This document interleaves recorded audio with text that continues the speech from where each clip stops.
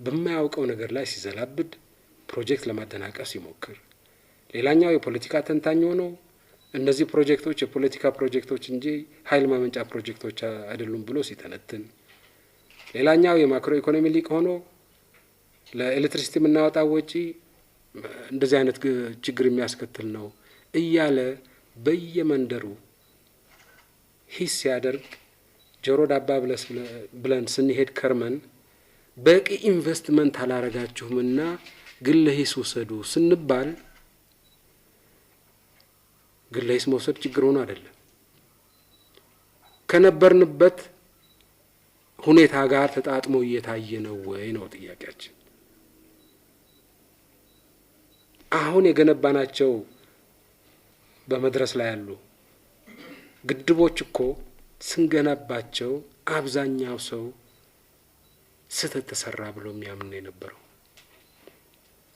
አላስፈላጊ ነው፣ ትርፍ ነው፣ የፖለቲካ ጨዋታ ነው እያለ ነበር ሂስ የሚያደርገው።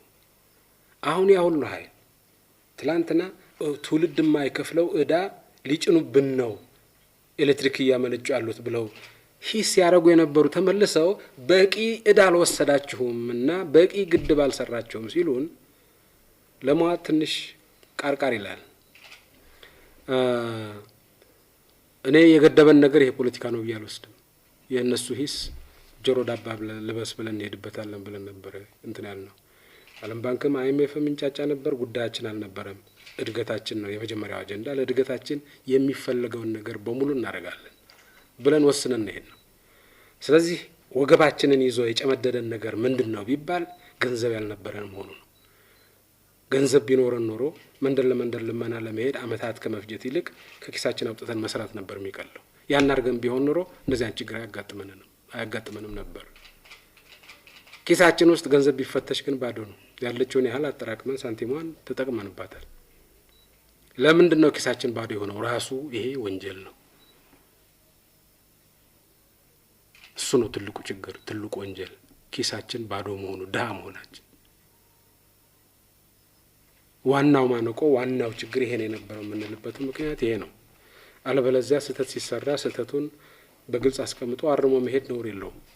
እዚህኛው ላይ ግን ስህተት ነበር ብንል ምንድነው የምናደርገው? ከኪሳችን ብር አውጥተን እንሰራለን ማለት ነው። የሚቀጥለው ኪስ ውስጥ ብር የለም፣ የሚታረም ነገር የለማ። ከዚያ አኳያ ልመና እንሄዳለን ነው ብር ለማግኘት። አልቦዘንም። ልመና ያገኘነውን ሀገር በሙሉ ለምነናል፣ ብር አበድሩን ብለን።